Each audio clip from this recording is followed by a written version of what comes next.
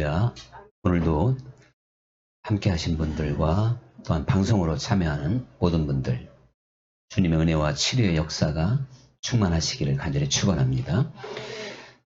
다윗이 시편 150편 중에서 73편을 이제 만들게 됐습니다. 반이죠, 그러니까. 그런데 오늘 이 51편은 밧세바를 아내로 취하고 또 우리아를 죽이는 다윗의 유명한 범죄에 대해서 우리가 잘 알고 있습니다만은 그 후에 이제 지은 시입니다. 그리고 그 후에 이 51편뿐만 아니라 32편 그리고 이제 62편을 이렇게 이제 짓게 됐는데요. 이 다윗이 이제 이 세 편을 범죄한 이후에 쓴 다음에 그 세 편마다 좀 특징이 있습니다. 이 51편이 아닌 32편을 비롯한 그 두 편은 제사함을 간절히 원하는 하나님께 회개를 드리는 거기에 좀 초점을 맞추어 놓고 있고, 그 다음에 이제 또 하나는 하나님께 그 용서받은 기쁨, 감사를 또한 이렇게 이제 고백하고 있죠. 근데 이 51편은 상당히 좀 특별하다고 볼 수가 있습니다. 하나님께 용서해 달라고 하는 간절한 기도도 아니고, 또 용서받은 것에 대한 감사의 고백도 아니고,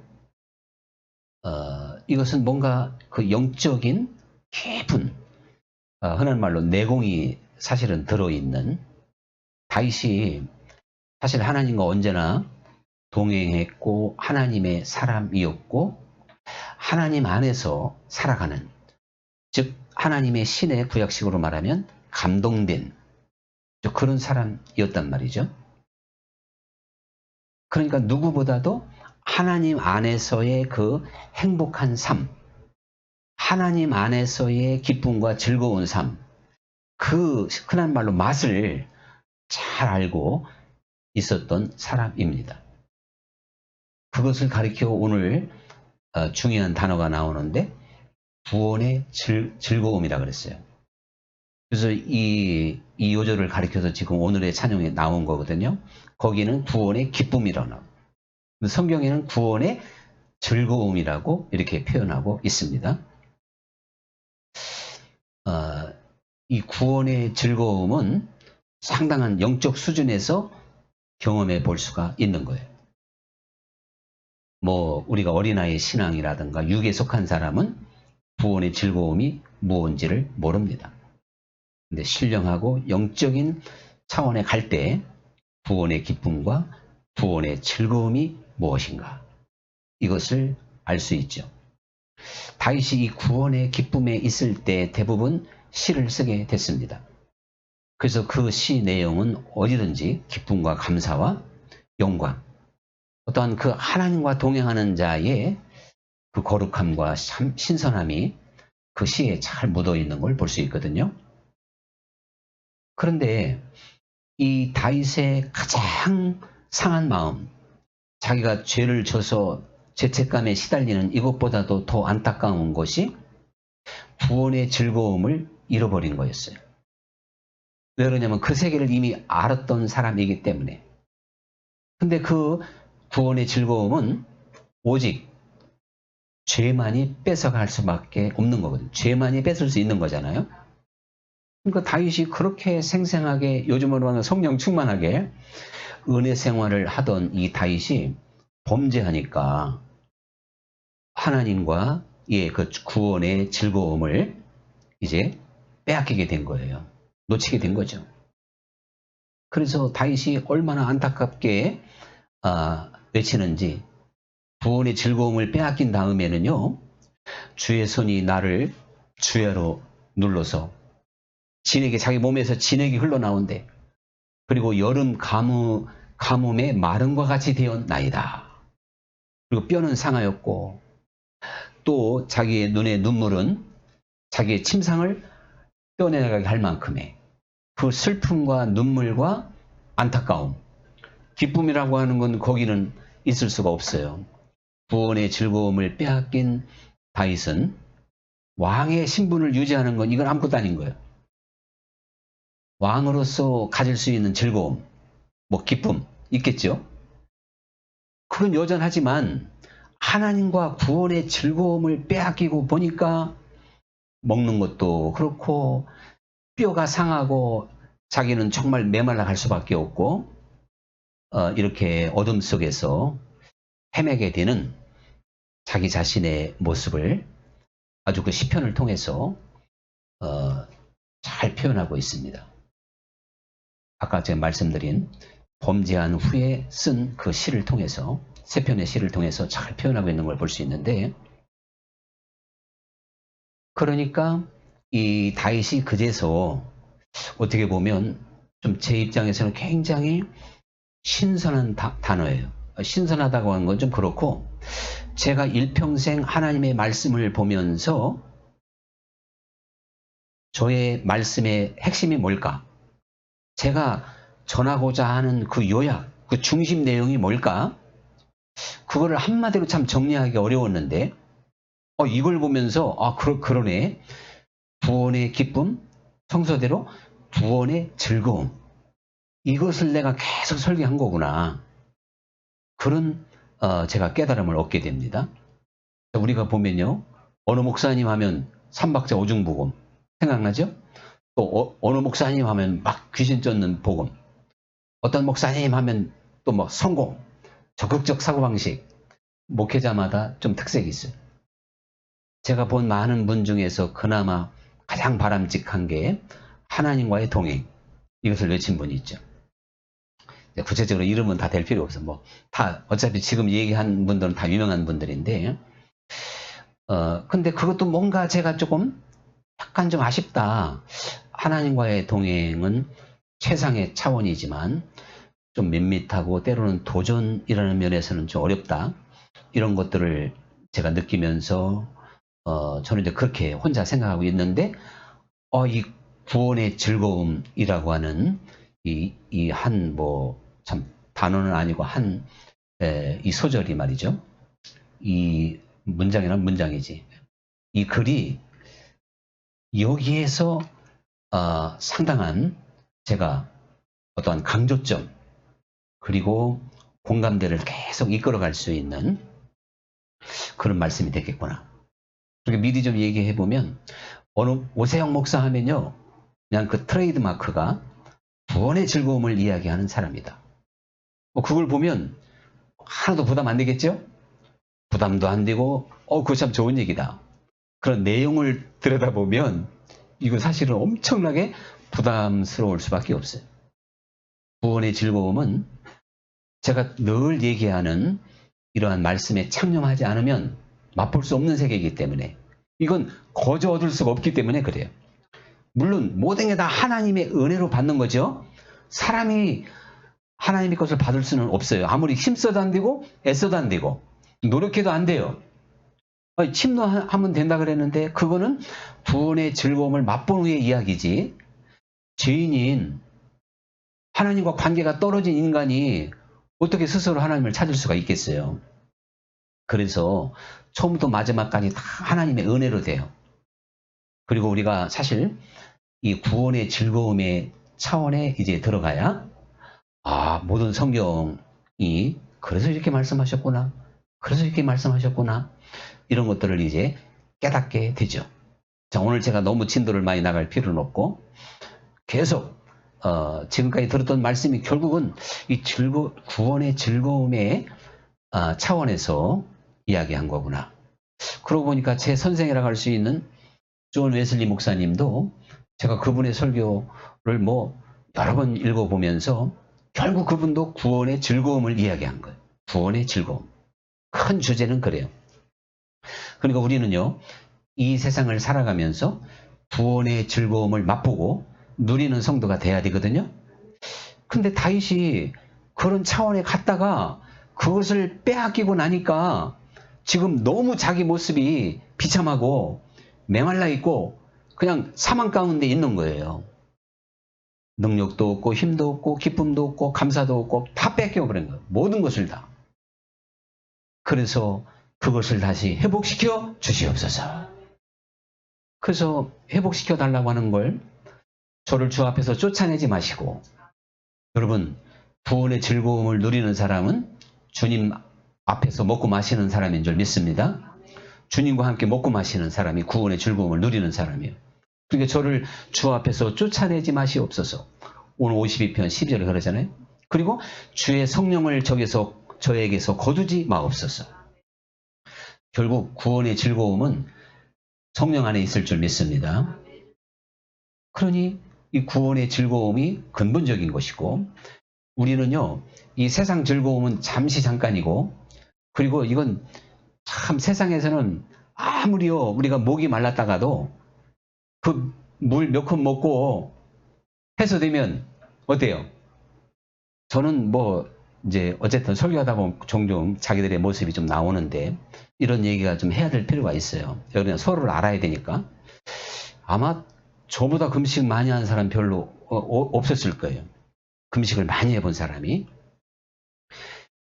그것은 하나님 것도 하나 훈련이더라고. 40일 뿐만 아니라 20일 금식을 막 4번인가 했으니까요. 열흘 금식 그냥 수없이 했고, 5일, 사흘은 뭐 이거 해야 할 수 없고. 이러니까, 야, 참, 하나님이 왜 이렇게 금식을 많이 하게 만들었을까? 그런 것들이 제 나름대로 좀 느껴지기도 하지만, 그런 것들이, 그런데 이 세상 것은, 그러니까 왜 제가 금식 얘기 되냐면, 아니, 정말 금식할 때는, 야, 그거, 밥 한 그릇만 먹었으면 소원이 없다. 장기 금식할 때는 그 정도까지 갈 때가 있어요. 정말 40일 갈 때는요. 그런데, 아니, 아무리 40일을 했어도요, 40일을 끝나니까 한 일주일까지는 그게 가더구만. 근데 열흘 금식하게 되면 2끼 정도 먹으면요, 음식에 대한 막 그 목마름이 사라져. 사흘 금식은 한 끼만 죽 먹으면 끝이야, 이제. 그렇게 먹고 싶었던 게. 역시 40일은 세기는 세. 40일은 진짜 어떻게 보면 40일까지만 한이 맺혀가지고, 그래서 그 보호식 잘못하고 죽는 사람이, 금식하다 죽는 사람 별로 없어요. 보호식 기간에 죽는 거예요. 이제, 그렇게, 아무리 원하고 본인이 이 세상 것은 잠시 잠깐이라 이거죠. 영원한 것은 없는 거예요. 한 끼 먹으면 끝이고 2끼 먹으면 끝.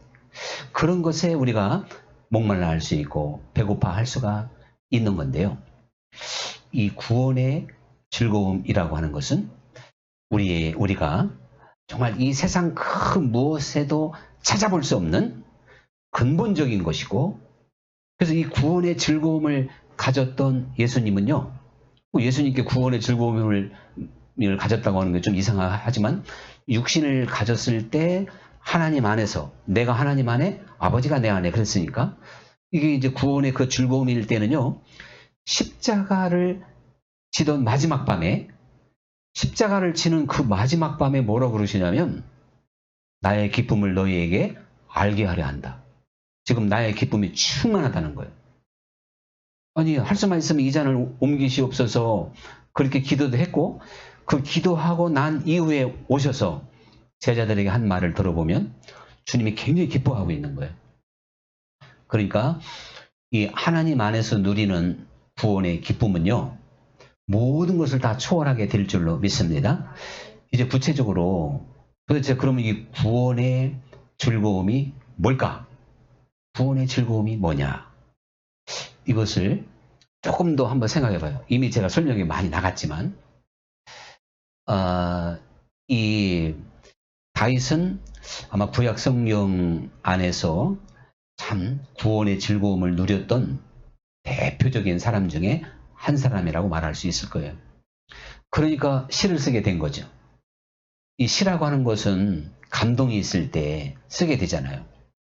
물론 제 모세도 그와 같은 이제 감성, 영성이 있었겠죠. 그러니까 모세도 이제 시편에 보면 모세 시도 여러 편이 나옵니다. 그래서 이 다윗이 그렇게 이제 많은 시를 써서 자기의 구원의 감격을 노래하게 됐고 표현하게 됐습니다. 시편 100편이 어떻게 보면 대표적인 구원의 즐거움을 노래하고 있다고 볼 수가 있는데요. 온 땅이여 여호와께 찬송할지어다. 그는 자기의 기쁨뿐만 아니라 이제 막 이 세상을 보면서 이렇게 좋은 하나님을 찬양하라. 온 땅이여 여호와께 즐겁게 찬송하라. 그러면서 기쁨으로 하나님 여호와를 섬기고, 여러분 기쁨으로 섬기는 게 구원의 즐거움인 줄 믿습니다. 어거지나 습관적으로 의무적으로 섬기는 게 아니란 말이에요. 그러면서 즐거운 노래를 부르며 나아갈지어다.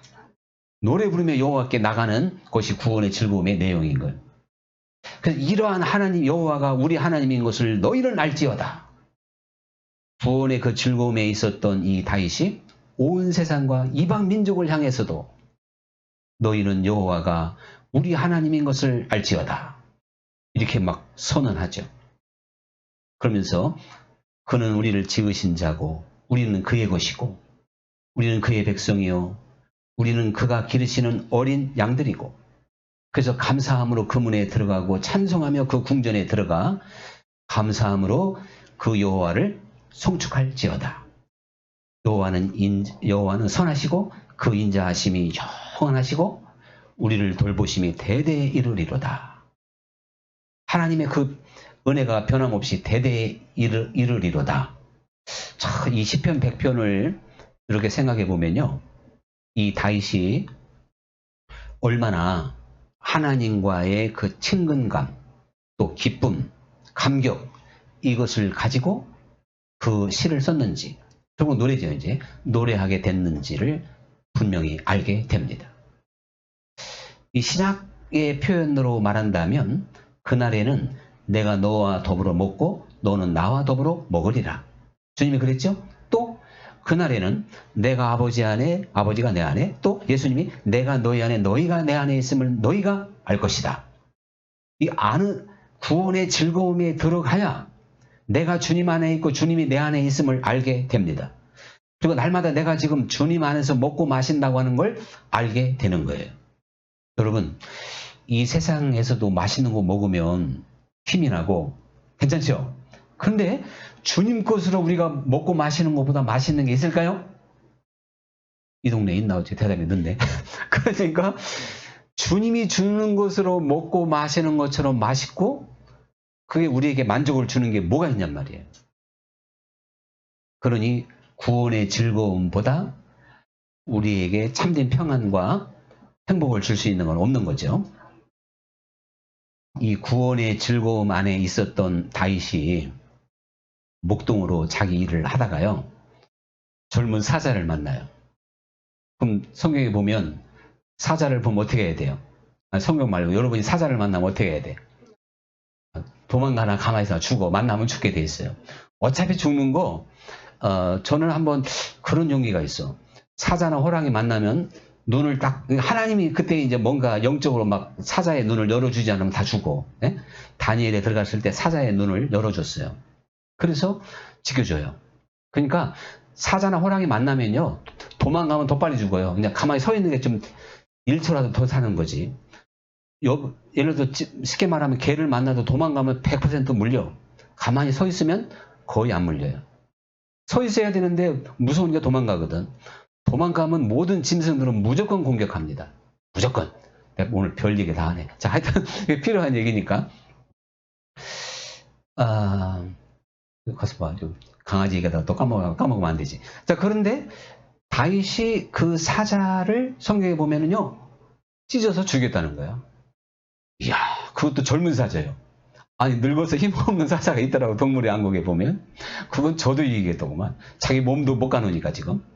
근데 젊은 사자면 최고의 힘을 쓰는 사자. 어쨌든 200kg 내지 250kg예요.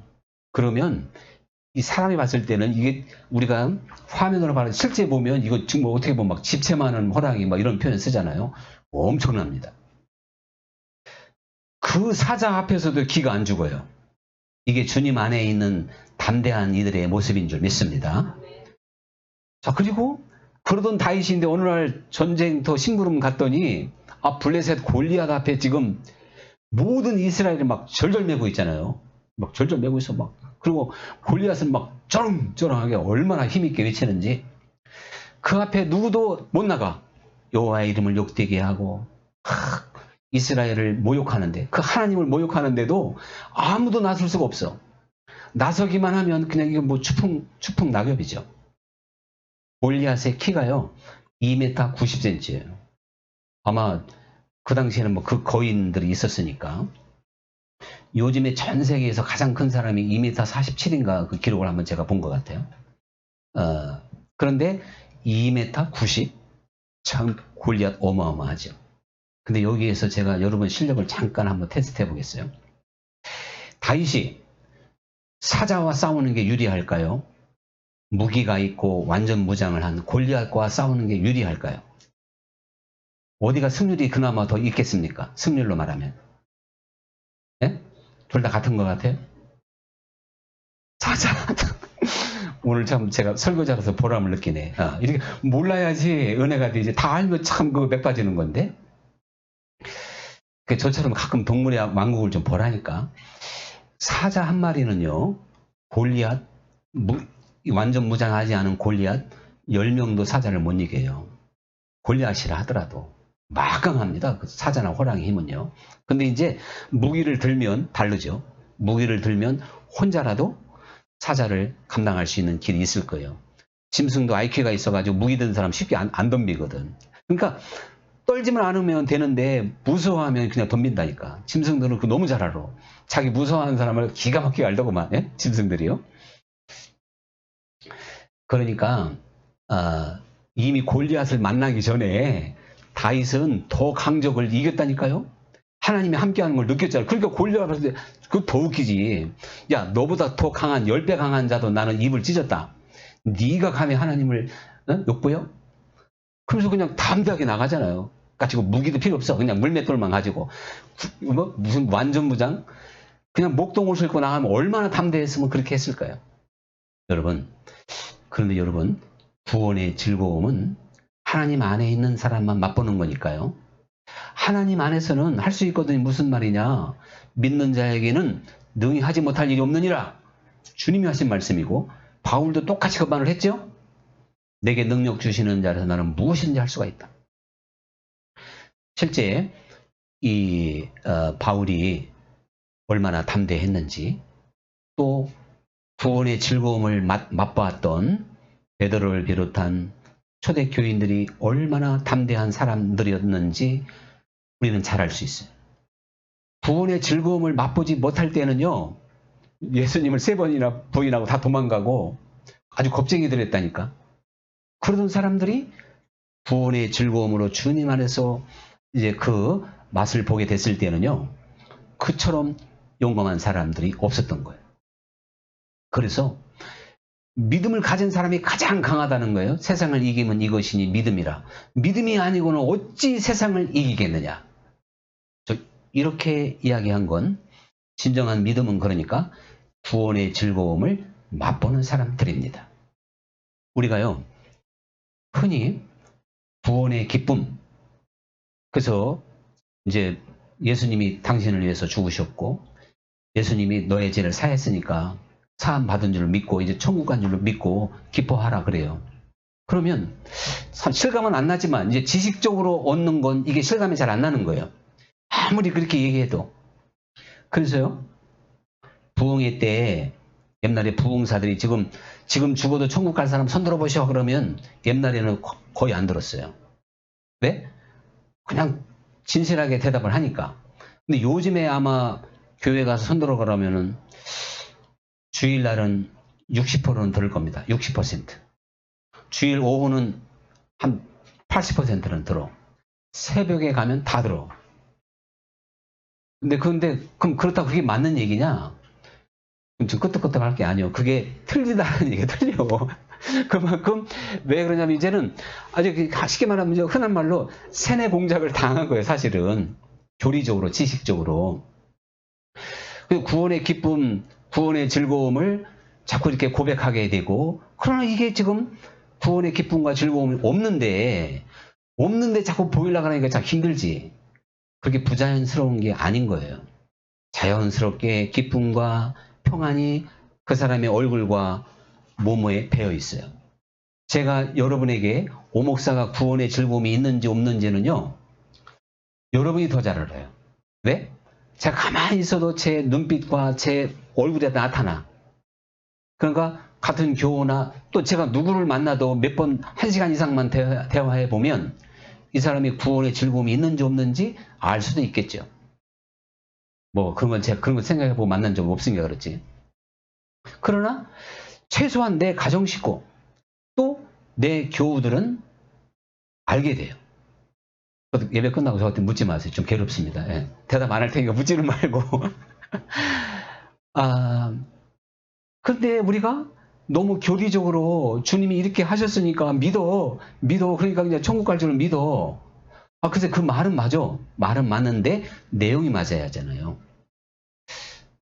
그래서 우리는 구원의 즐거움이 정말 알고 보면 너무너무 성경적이고 정말 강물처럼 바다처럼 이렇게 깊고도 넓고도 위대한 세계인데 이걸 지식의 세계에서 구원의 즐거움을 찾고 있으니 먹어보지도 못했고 맛도 모르고 그러니 그걸 누릴 수도 없고 배부르지도 않고 언제나 목마르고 갈급하고 그래서 낙심하고 슬퍼하고 미워하고 싸우고 하나님의 사랑하고는 아주 담싸고 지나고 구원의 즐거움에 들어가면요 우리는 하나님의 사랑의 세계에 눈을 뜨게 되는 것이고 정말 주님께서 그래서 이렇게 말씀을 하셨구나.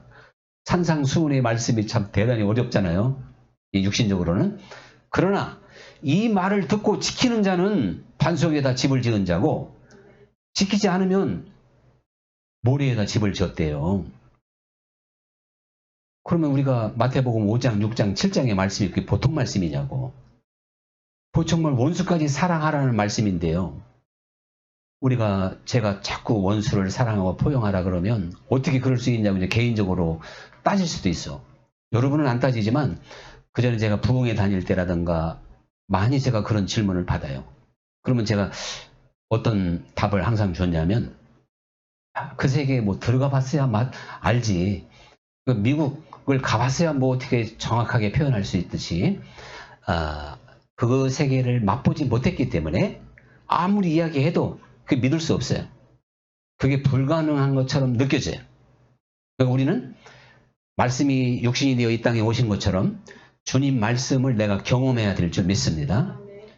감사가 경험돼야 되고 기쁨이 경험돼야 되고 사랑이 경험돼야 돼요. 그래서 항상 기뻐하고 범사에 감사하고 쉬지 말고 기도하라 하는 이것이 경험되는 거예요. 아니 성경 말씀이 이게 중요한 말씀인데 거기다 대고 아니 어떻게 항상 기뻐한대요? 어떻게 범사에 감사해요? 어떻게 쉬지 않고 기도해요? 구원의 즐거움 안에서 보면요.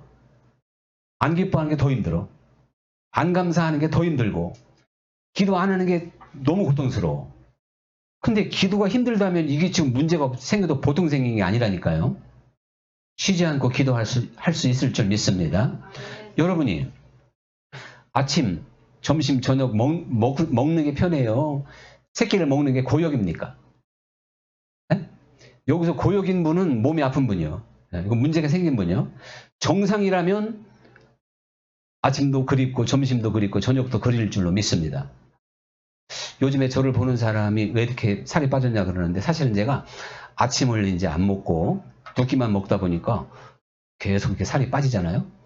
근데 지금도 이렇게 아침 되면 막 계속 정말 어디 아픈 데가 없으니까 먹고 싶어. 그런데 그게 좋다 그러니까 한번 할 때까지 해보는 거예요 이제. 그리고 많이 했으면 다음에는 또 아침을 먹으면 또 좀 살이 올라올 수도 있겠죠. 어쨌든 우리는 이 하나님 안에서 그 정상적으로 이 어떠한 구원의 즐거움을 누리게 되면요. 주님의 말씀이 어렵지 않다고 하는 걸 확신하게 됩니다. 그리고 그 말씀이 꿀송이처럼 달아지게 될 줄 믿습니다. 말씀이 부담스러우면 이게 아닌 거예요. 말씀이 내게 기쁨을 주고 힘을 주고 꿀송이처럼 달고 올소이다. 아멘. 이렇게 주님께서 하신 말씀, 설교 아멘 하는 게 아니라, 물론 설교도 아멘 하는 거지만, 주님이 하신 말씀, 어디 하면 쉬운 말씀이 있어요? 어디 있냐고 도대체가. 오른뺨을 치며 왼뺨 돌려대라. 오리를 가자면 십리를 가라. 속옷을 달라 하고 하는 자에게는 모두까지 주라. 그리고 악을 악으로 갚지 마라. 네 원수가 줄이거든 먹을 걸 주고 목마를 때 마실 것을 주고 그를 위해서 기도해라. 이게 쉬워요? 그런데 구원의 즐거움을 누리는 자들은 충분히 아멘, 옳소이다. 제가 알고 보니 그렇습니다. 동의하고 아멘하며 기쁨으로 받게 될 줄 믿습니다. 자, 이제 이 유명한 그 구원의 즐거움을 노래한 이거를 우리가 이제 한번 오늘 정말 부르면서 은혜 받아야 돼요. 오 주님, 정직한 영을 새롭게 하소서. 정결한 마음 주시옵소서. 오 주님, 정직한 영을 새롭게 하소서. 나를 주님 앞에서 멀리하지 마시고 주의 성령을 거두지 마옵소서. 그 구원의 기쁨 다시 회복시키시며 변치 않는 맘 내 안에 주소서.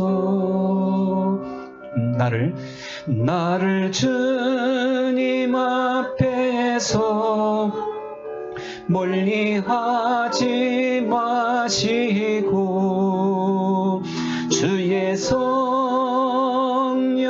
거두지 마옵소서.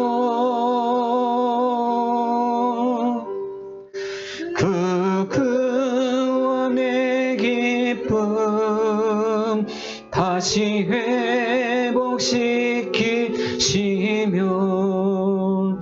변치 않는 마음 내 안에 주소서.